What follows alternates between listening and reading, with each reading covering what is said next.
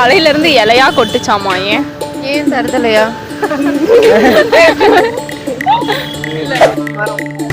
மரம் தலைப்பயனா? அது தலையிலேருந்து பேனாதான். ஏன் தெரியலையே.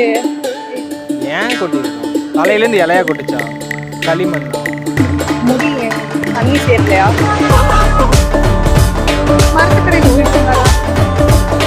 தலையிலேருந்து இலையா கொட்டுனா முடி கொட்டுதானே?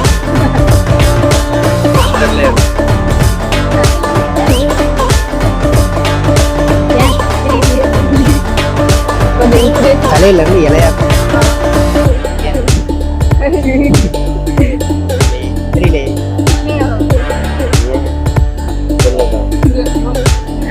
தண்ணி குடிச்சிருக்க மாட்டாரு.